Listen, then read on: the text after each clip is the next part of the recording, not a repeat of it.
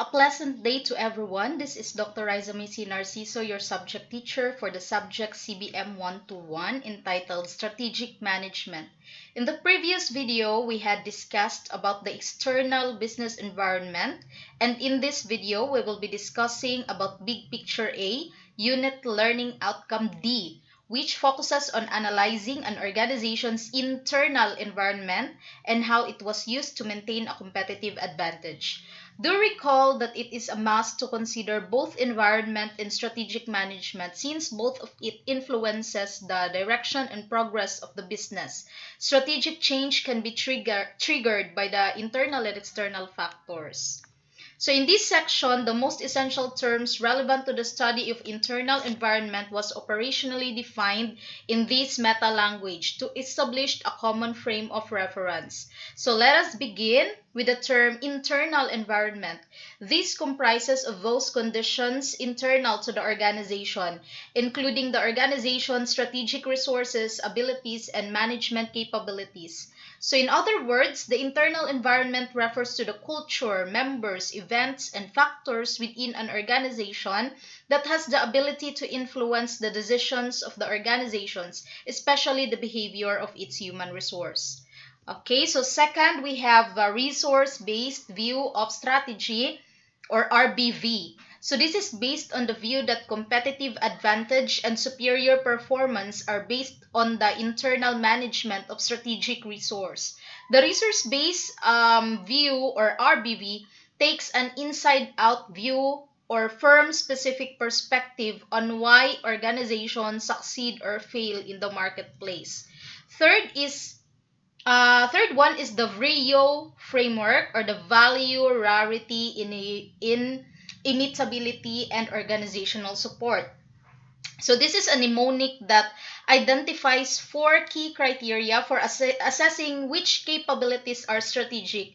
The VRIO framework is a strategic analysis tool designed to help organizations uncover and protect the resources and capabilities that give them a long-term competitive advantage.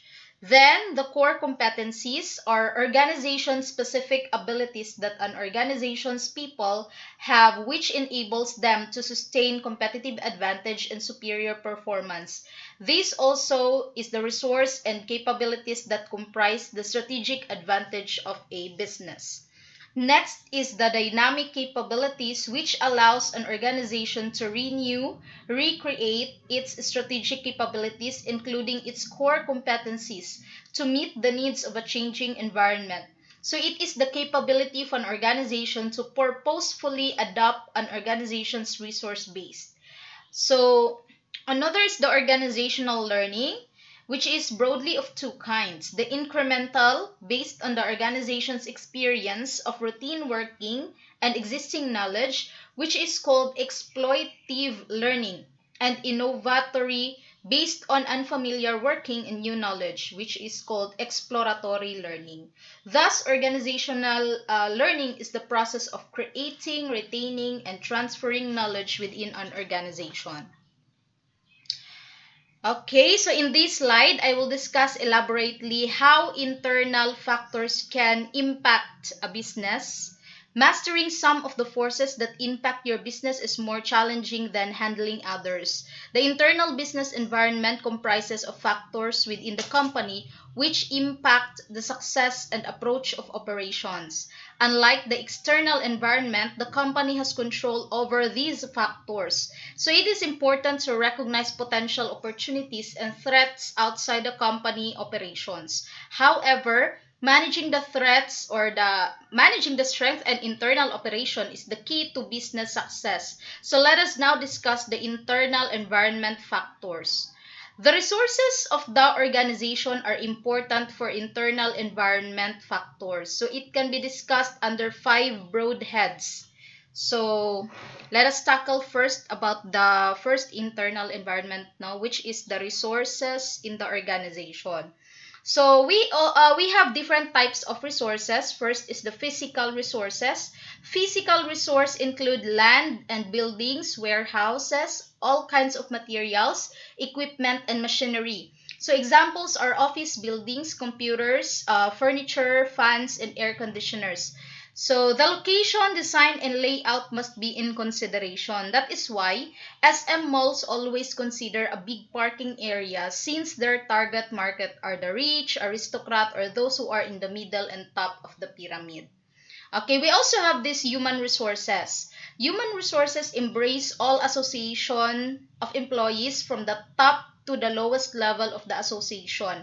Examples are marketing executives in a manufacturing company, teachers in a university, and manual workers in a factory.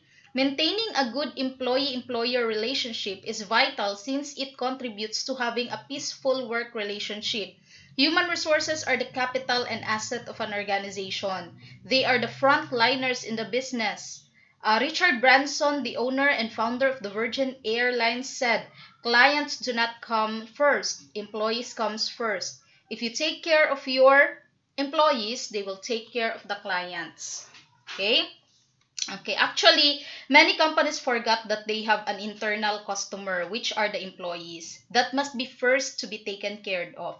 They are the ones who patronize and avail first to your product and services and have the direct influence in promoting your product and defending your company for whatever crisis. Kaso lang, sadly, many have forgotten the importance of HR, which creates huge impact in their organization. So we also have financial resources. Financial resources embrace capital used to sponsor the organization's processes, counting working capital.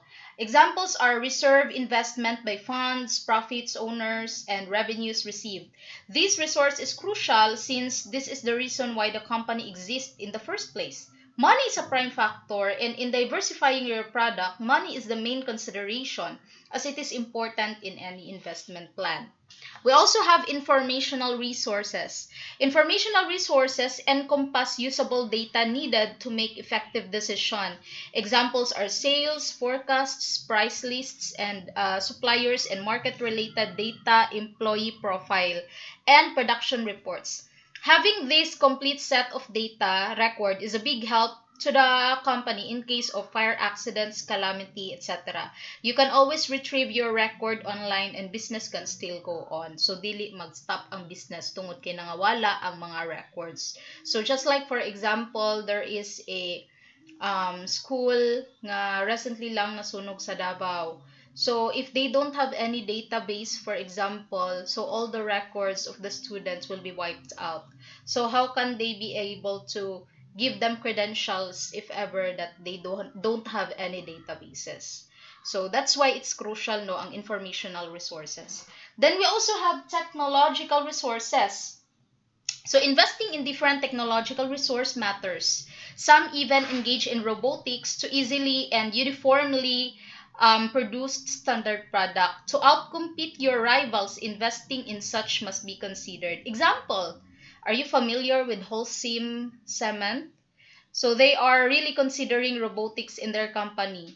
But then, however, the usual considerations are a number of employees that will be retrenched due to installation of labor-saving device, no? So that is why there are some companies prepare employee plan before the retrenchment, like giving them livelihood training, income-generating project, and relevant seminars to assess them in simple ways before leaving the company. And even this pandemic have affected a lot of companies, no? So, ang uban, dili sila makahatag og mga specific livelihood seminars or training, but then they were able to give them separation pay. And aside sa separation pay, kasi mandatory yan, so nagpabaon pud sila og kanang gagmay nga amount or money para sa ilahang mga na-retrench or na lay off pod na mga employees. Okay, so next, we shall tackle about the second factor of internal environment, which is the owners or stockholders or shareholders. So in the corporation level, yung owner nila or investor are called stockholders or shareholders now of an organization. So they may be individuals in the sole proprietorship business, partners in the partnership firm, shareholders or stockholders in a limited company, or members in a cooperative society. So in public enterprises, the government of the country is the owner. Whomever the owners, they are an integral part of the Organization's internal environment factors. Owners perform a significant role in influencing the activities of the business. Kasi major decisions come from the stockholders since they have a say in the business as they are the owner of it. So we also have the third factor, which is the board of directors. So among the stockholders and shareholders, they will be voting as to who will be the board of directors, who will represent to the whole stockholder community. So in our state, every single registered corporation, public or private limited company must have a BOD as per the Companies Act in 1994. The number of directors on the board is stipulated in the company's article of association or incorporation. They are accountable for top-level approach making and providing guidelines to the company. They are strategic decision makers and planners. They monitor and oversee the general functioning of the company, and certain organizations have not existed a board of directors. Rather, they have created the board of trustees, such as in a charitable organization, a hospital, or a university, just like in board of trustees ang tawag. So, or managing committees, such as in the government school or NGO, or a governing body, such as in a college. Okay, then we have the culture of an organization that is viewed as the basis of its internal environment factors. I believe we discussed this in the previous slides also about organizational or corporate culture that significantly influences employee behavior. Culture is imperative to every single employee, counting managers who effort in the organization. Strong culture aids a firm to reach its goals better than a firm having a poor culture. Culture in an organization advances and blossoms over several years, initiating from the founder's practices, kasi dira dyan na siya nagsugod, no? Kung kinsa tong founder, kinsa tong mga pioneering na mga employees who started the operation in the business.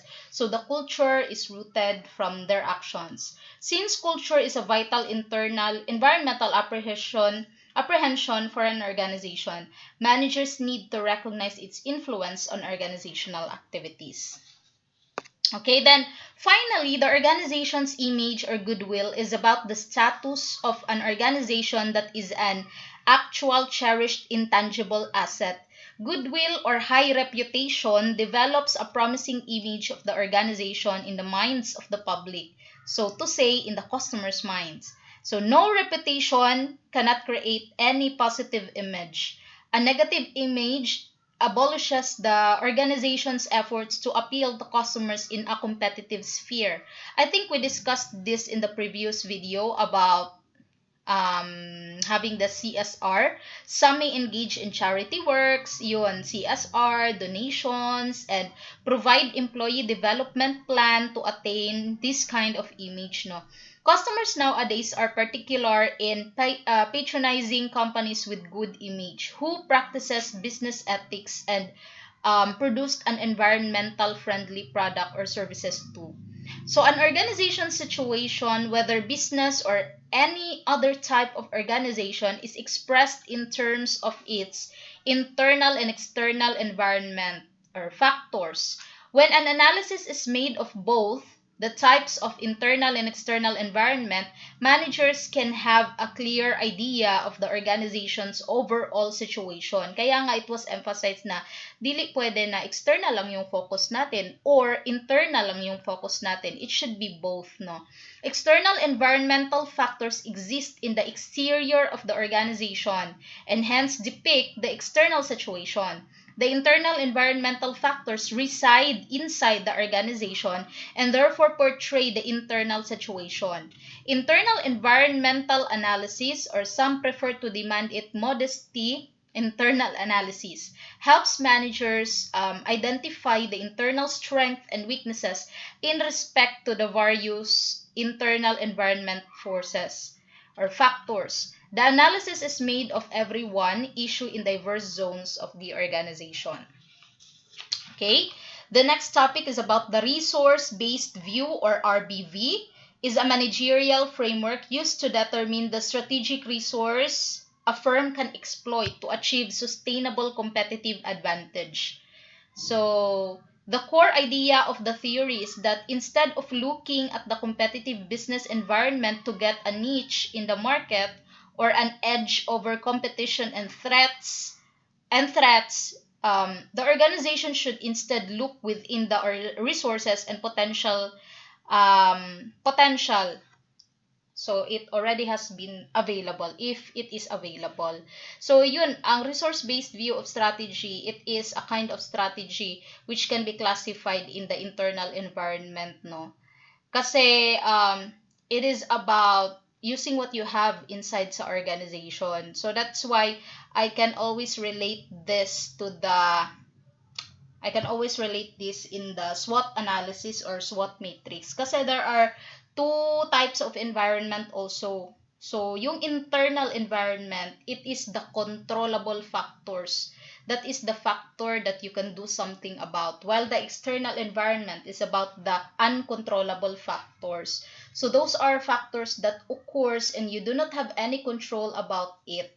Okay, so that's why since ang internal environment you have control over it, so why not use it to grab the opportunity and counteract the weaknesses? Okay, so it is significantly easier to exploit new opportunities using resources and competencies that are already available rather than having to acquire new skills, traits, or functions for each different opportunity. These resources are the main focus of the RBV model, with its supporters arguing that this should be prioritized within organizational strategy development. That is also why it is important to know your own company, what you have and what you don't have. The internal environment is crucial since it is the controllable factor wherein the company can do something about to grab the opportunity and counteract threats. So how can this be done? So we have here a SWOT matrix in which in the top portion we label the internal environment, the strength and then the weaknesses. And at the column naman of portion, we label the opportunities and then the threats. So when you were able to identify the strength and weaknesses and opportunities and threats, at this cell here in the middle, this is where you're going to create a strategy specifically. So for example, in this cell in here, so it tackles about SO strategies. So leverage strength or use your strength to grab or maximize the opportunity. This is actually known as attacking strategy, no? So gigamit nimo imuhang strength para makagrab ta sa opportunities nga gi-identify nato. Since opportunities are uncontrollable factors, mugawas lang dyan na siya ang opportunities dira, but it's up to you kung i-grab nimo or not. Then we also have this ST strategies or leveraging strength to minimize the threat. Threat cannot be controlled, no? Dili makakontrol nga, uy, ayaw pagbaligya dira og same nga product sa ako Or we cannot control over not allowing a certain school to compete with UMTC, right? So, threat na siya ang mga new entrants, for example. So, in this strategy, you are going to formulate a strategy which is called the defensive strategy. So, kung unsa tong strength nga naa sa inyong company, then use it para ma-counteract ang ato ang threat. And here, this cell focuses on the WO strategies, counter weaknesses through exploiting opportunities. So, build strengths for attacking strategy. Okay, so we have identified some controllable weaknesses, and then what we have to do is to counteract these weaknesses. Do something about these weaknesses para mag-grab nato ang opportunity. So, as much as possible, if you can eliminate it, then eliminate it. So, if dili siya ma-eliminate, then you have to manage it na lang. So, in here, we also have here the we also have here the WT strategies. Okay, both are negative, right? So, counter weaknesses and threats. So, build strength for defensive strategy. So, since yung weaknesses ang controllable natin, so you really have to do something about it para ma-eliminate po nato ang threats that we have. Okay, so that is how SWOT matrix and resource-based view of strategy can go hand in hand. Okay, let's proceed now to the VRIO framework. The VRIO framework is the tool used to analyze firms' internal resources and capabilities to find out if they can be a source of sustained competitive advantage. Barney 1997 offers the VRIO framework as a means to identify strategic resources. The resources must be valuable, rare, what else? Imperfectly imitable, and non-substitutable. Ano yan? Meetable and organized. Okay? So, VRIO analysis stands for four questions that ask if a resource is valuable, rare, costly to imitate, and is a firm organized to capture the value of the resources. A resource or capability that meets all four requirements can bring sustained competitive advantage for the company. So, if you were able to have this four na values daw, guys, it means that your company is really strong and has a competitive advantage, no? Let us discuss this one by one. First is valuable. The first question of the framework asks if a resource adds values by enabling a firm to exploit opportunities or defend against threats. If the answer is yes, then a resource is considered valuable.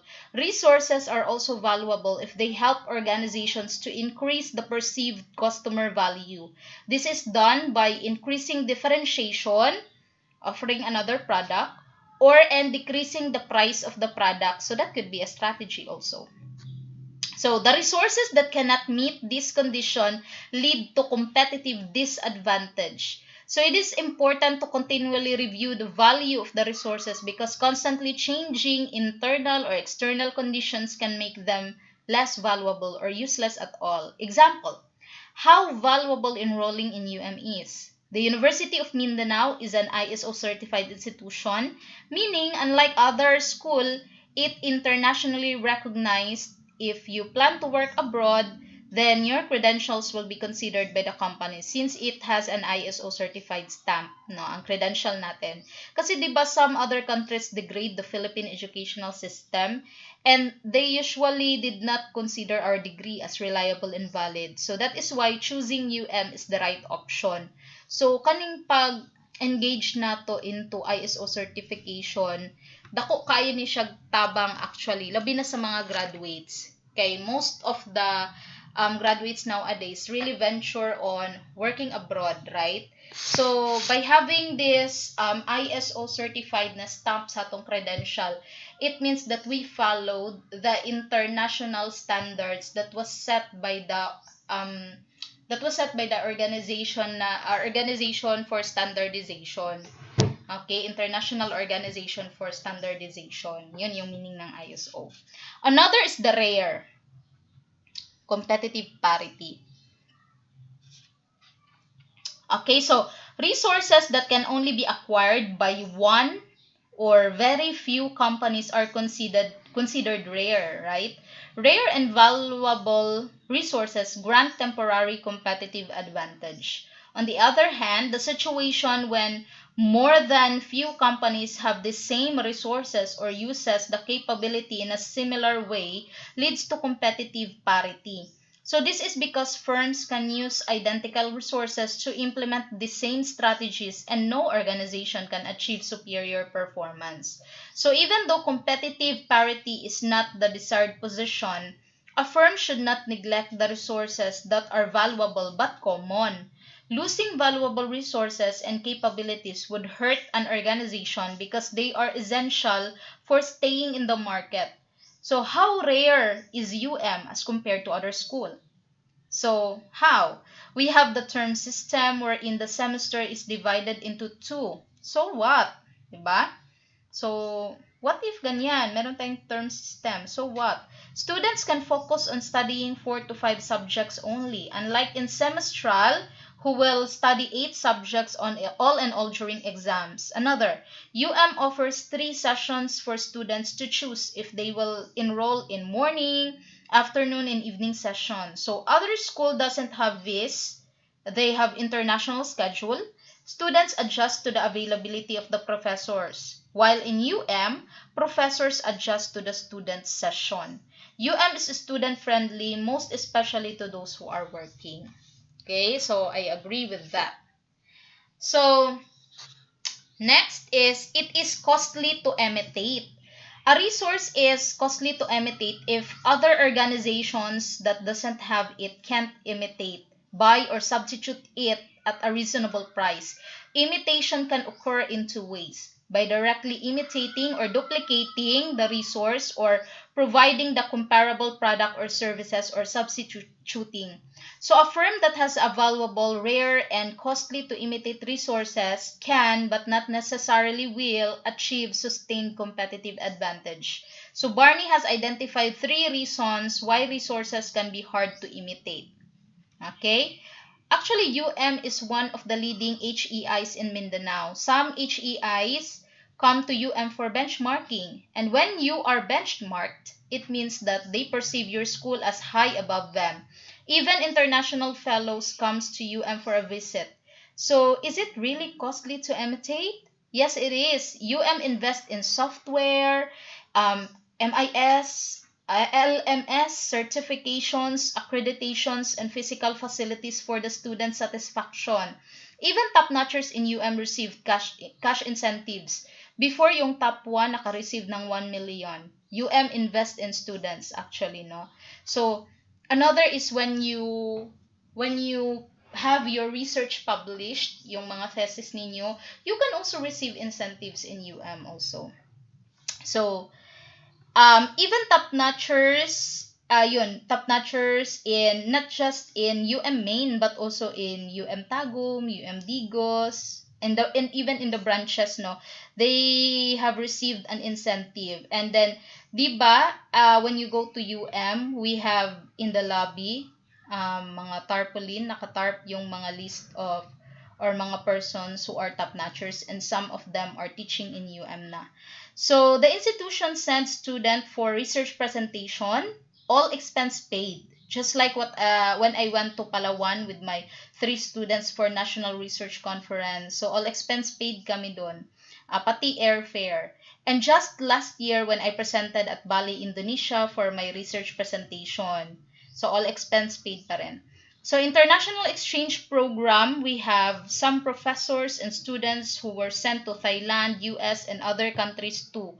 And right now, we have an online exchange program. And in UMTC, we have 1 participant per program. So, right now, ongoing yung online exchange program, international exchange program at the Universitas Bayangkara, Jakarta. Okay, so yung sa dibain na HR, ang pinadala is si Miss Angeli Otom, and then right now ongoing yung studies nila. Okay, di ba? Super nice. And lastly, organized to capture value. The resources itself do not offer or do not confer to any advantages for a company if it's not organized to capture the value from them. A firm must organize its management system, processes, policies, organizational structure, and culture to be able to fully realize the potential of its value, rare and costly to imitate resources and capabilities. Only then the companies can achieve sustained competitive advantage. So evidently in UM, we have a lot to offer: online enrollment, LMS, MIS, student portal, OPM, internal audit, and a lot more. An organization is not perfect, right? Even UM have its flaws that students complain about. But come to think of it, despite the negative feedback from others, why does UM maintain its popularity, high enrollment turnout, and very satisfactory to outstanding exit survey? So it is because UM has a competitive advantage over others. So UM offers something that other schools don't have or can't have. So that is why, considering VRIO framework, attain na siya sa UM, guys. Okay, so let's proceed to the core competencies. These are the organization-specific competencies people have, which are shared and used in common in ways that give the organization its competitive advantage. Usually, we have processes, technology, and intellectual capital that was commonly shared and used in a company. But then, we discussed a lot in the previous or earlier. So we can also consider that other resources. Core competencies have the following advantage. First, they are hard for rivals to copy, understand. They are hard for rivals to understand how they work, and they are difficult to copy. They are relevant to a range of markets and industries. They provide a shared understanding of the organization's purpose, and top-down objectives can be better understood and easily implemented. They promote cross-functional working for teams and project management generally. They facilitate a common language of objectives which are managed in a similar way across the organization. They promote a common sense of learning based tools and working principles for solving problems, and they facilitate bottom up management for decision making. Core competencies must be applicable to the whole organization. It cannot be only one particular skill or specified area of expertise. Thus, a core competence is a unique set of skills and expertise which will be used throughout the organization to open up potential markets to be exploited. Okay, next is the dynamic capabilities. So this is an organization's ability to integrate, build, and reconfigure core competencies to meet the change. So the dynamic capabilities frameworks analyzes the sources and methods of wealth creation and capture by private enterprise firms operating in environments of rapid technological change. So the competitive advantage of firms is seen as resting on distinctive process or ways of coordinating and combining, shaped by the firm's specific asset positions, such as the firm's portfolio of difficult to trade knowledge assets and complementary assets, and the evolution path it has adapted to inherited. So in particular, it is in the way that dynamic capabilities cluster cross-functional activities including management philosophies and business methodologies that makes dynamic capabilities competitively unique. In short, this is about the system the company adopted from the starting point to the finishing of the product. Okay, so here are some of the common processes, philosophies, and ideas used. The lean principle or strategy. So this lean strategy process integrates the bottom-up approach of the lean startup with the top-down orientation of strategic management. In an iterative fashion, the venture builds new capabilities and revises the original strategy in response to what it learns. Lean strategies focus on producing more with less input. Thus, it seeks to eliminate waste throughout the entire manufacturing process. So efficiency can be achieved in two ways. First is technical efficiency. A firm that produces the maximum amount of products given limited resources and capital is said to be technically efficient. Economic efficiency. This deals with minimizing manufacturing costs through wise allocation of resources to achieve the best output. So a firm whose main goal is maximizing profits should also efficiently allocate resources to keep costs down. Lean strategy seeks to enhance the technical efficiency of the firm, methodologies, and processes. Lean firms reduce wasted time, human resources, and space. That is why it is a bottom-up approach, since lower and middle management know much about the detailed task. I think we discussed this in the first video in the strategic management in general. Okay, so another is the term total quality management. So it's an organization-wide philosophy and set of management principles for improving continually the quality of a product or service to meet the customer's needs. Okay, so I will not discuss this in detail because this particular philosophy will be discussed in one of your subject, CBM 112, Operations Management and TQM. So, isa po ni siya ka-subjectan, guys, ang discussion for total quality management.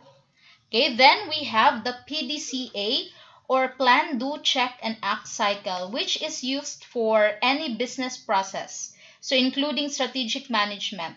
It forms the basic mechanism for organizational learning. Yung PDCA, it drives continuous improvement. Sometimes it's called Kaizen or in lean working, no? Plan is about what has to be done? We are familiar with this kasi in the 5 functions of management, we have post decon. So it always starts with the planning. Do is about to carry out the work to plan and monitor, and check means progress of work and review.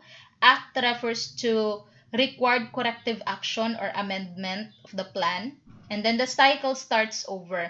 The PDCA just repeats in cycle. So it was revised, but it was revised no to PDSA, which is plan, do, study, and act. So instead of check, the term study is much preferable since it aims to continuous improvement, unlike check, which is reactive. Kasi if we say check, yun, gi-check lang nimo siya. But if we say study, it's about learning. Bakit ganyan yung result or yung chinek mo, no? So, that's why mas refer sa iba na gamitin ang PDSA cycle. Okay? Excellence models are used to audit good management practice in the general core areas of a business or organization. A common name is self-assessment, and the main reason is to identify and deploy good practice and organization-wide learning. So in the Philippines, the highest quality award is the PQA, which stands for Philippine Quality Award. is a recipient of such award way back in 2019, and acquiring this award brings pride to the organization as it implied that total quality management was practiced in the organization. And mind you guys, the indicators used for you to become an awardee is dili siya lalim. There are lots of indicators to be considered, but bagged this award kasi categorize din siya. Dili pwede nga si since it's an educational institution, it will be kanang murag ma-mix siya sa lain ng mga business sector who are involved in merchandising, for example, or manufacturing. So naka-categorize din ang award niya. So if you go to Japan, they have the highest award for Japan is the Deming's Prize. Okay, so since sa total quality management, it all originated with W. Edwards Deming, no? So in honor with the Deming's teachings of the total quality management, yun ang tawag sa kanilang award, Deming's Prize. If you go to India, so we have Rajiv Gandhi Quality Award. Then in US, we have Malcolm Baldrige Quality Award. And in Europe is European Quality Award. So daghag ning attempt nga mo join ani for the award, but even sa point nga nomination pa lang daan daghan nagmataktak kay it's because dili jud dali nga mabag ni siya nga award. It's because there are a lots of requirements for it to be complied. Pero si nabag jud ni niya nga award, no? It's because we have a lot of system which is organized also that can be useful in the submission of the requirements and evidences. So evidences really matters also. Okay, so yun, and then benchmarking is a comparison of an organization's practices with those of other organizations in order to identify ideas for improvement, and then the adoption of useful practices, and sometimes to compare relative standards of performance. Okay, so as mentioned earlier din naman, when you are going to benchmark, you must make sure nga katong gi-benchmark nimo is mas higher level sa imuha. Then pag ikaw naman ang gi-benchmark, it means that they perceived you as mas excellent ang practices ninyo, no? So yan yung implication. Example, last 2017 we went to Iloilo to benchmark a school regarding their curriculum and best practices that can be applied in improving the curriculum of the human resource management program. So benchmarking does not mean you have to copy other organization, but it is about learning from their good practices and formulating relevant processes to be applied. Okay, so next is this. Argyris and Sean, 1981, distinguished 3 different kinds of organizational learning. Lahi po ng learning organization, guys. It has different meaning, no? So, we have 3 different kinds. The single loop, the double loop, and do-through learning. Okay, so when we say organizational learning, I think it was defined in the first part, the meta language. So it is about the organization's experience of routine working and existing knowledge, which is called exploitative learning. Okay, pero there are also learning in which you really have to expose yourself to that specific nga processes or that specific na department in order for you to learn something about their best practices. Okay, yun yung about learning based on experience. Okay, so yung organizational learning have three different types. So let us discuss each. Single loop learning consists of one feedback loop. When strategy is modified, giusab nato siya, in response to an unexpected result or error or correction na ay problema. So example, when sales are down, marketing managers inquire into the cause, tweak the strategy to try to bring sales back on track. Okay, so somewhat in the single loop learning, it can be a reactive approach, no? Addressing a certain scenario or problem that exists. Okay, so yung double loop learning naman is about learning that results in a change in theory in use. So the values, strategies, and assumptions that govern action are changed to create a more efficient environment. So in the above samples, managers might rethink the entire marketing or sales process so that there will be no or fewer such fluctuations in the future. So in short, yung double loop learning naman, it's more on proactive. They are learning from their past mistakes. Your single loop naman, wala naka-prepare in advance regarding what could be the possible solution to that problem. Wala na anticipate or wala pud siya na prepare.